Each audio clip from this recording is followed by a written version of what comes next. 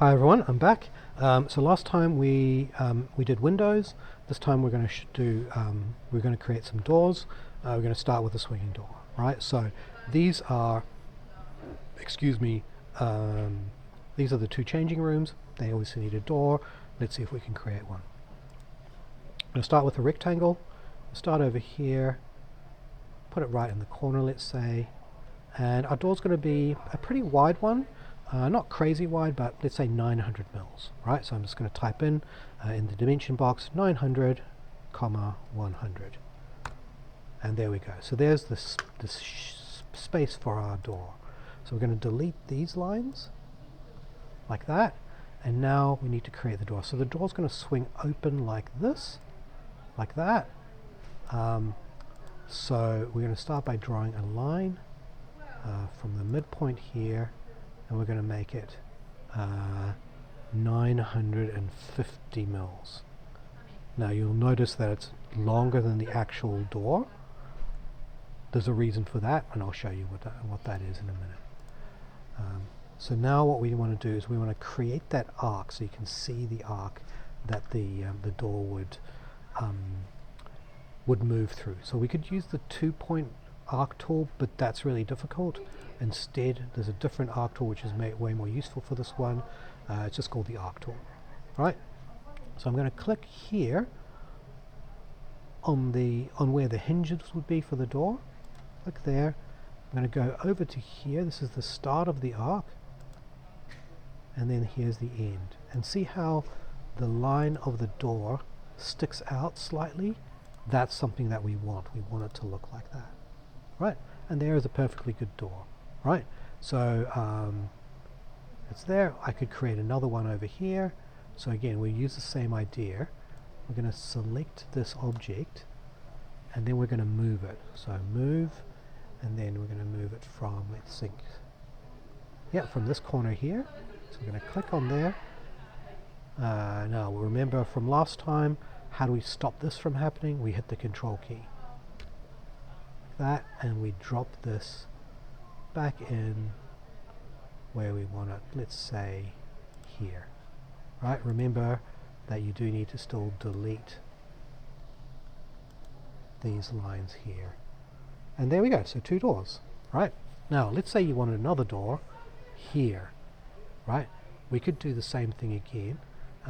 We could create it from scratch, but a much smarter way of doing it is to select this, move a copy of it again.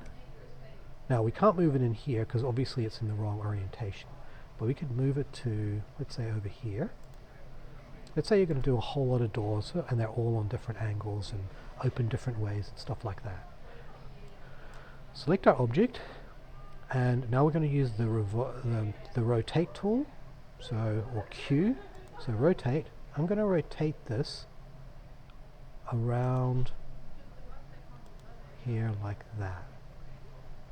Right, so you can type in the 90 degrees if you want to, or you can use the fact that it's, moving just simply to a right 90-degree angle like that.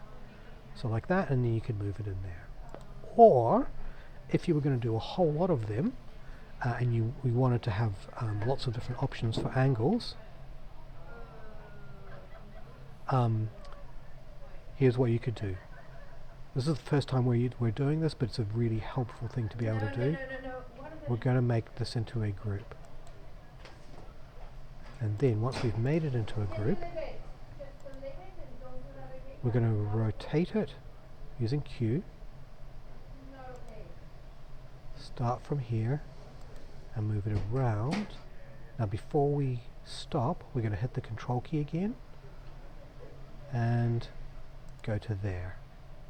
See that? Now we could do that another 3 times or another 2 times, but instead of that we're going to use this tool. So look down here, I'm going to type in X3 and then press enter.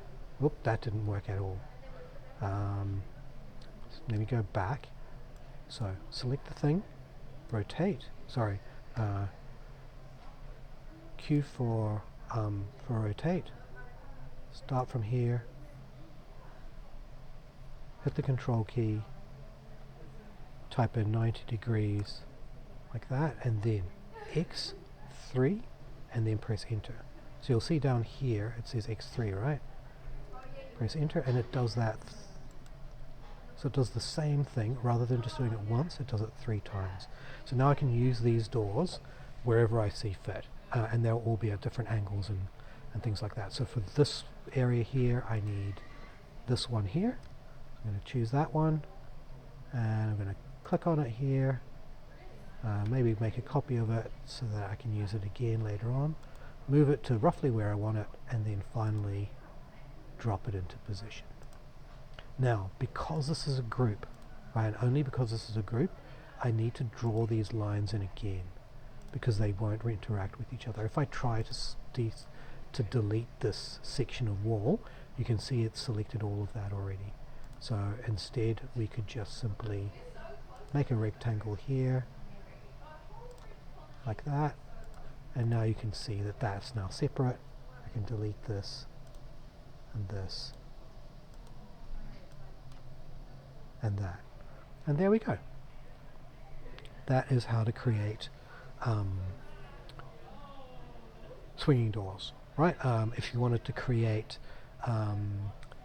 double doors, so maybe we'd say we needed to create some double doors here. Again, same idea. Let's take this one here. Well, actually, no, I'll just use this one. So again, I'll move it from here, hit the Control key, so I'm duplicating it, and then let's say it swings open from, actually let me see if I can find the halfway point here, so that would be in the middle of that line, so there, and then from there I'm going to move it straight down, like that. Right, so now I want to create a copy of that. Is there one here? No, actually it turns out there's not. So I need the mirror image of it. So I could just choose this. Again, make a copy of it over here. Now to flip it over, we're going to use the scale tool. I'm going to click here, move over to the side. You can see it's now a mirror image. And down in the red, where it says red scale, we want to make sure that that is -1. So just type in -1, press enter. So now that's the right size, and we're just going to move it, hit the M key, move it to here, like that. So there's our doors, and finally, to finish the thing off, create a rectangle here, and now we can delete all of that. Okay, there's doors. Just sliding doors, but they're incredibly simple. Let's do one of those here. So again, really fast. Just create a box. Move a copy of the box like that, and then delete these. Totally fine. Maybe this is a bit thick, so we could scale it to, let's say, half, so 0.5, like that. Right, and there's a perfectly good sliding door. Right, that's it. Save, and I'll see you in the next one. Oh, so see that? Can't actually save it. That's fine. Go over here, download SKP. Right, so now it's saved a copy of the floor plan example file for me on my computer. If I needed to go away and do something else, I could close this down and then open it again from my device later on. Okay, see you in the next one.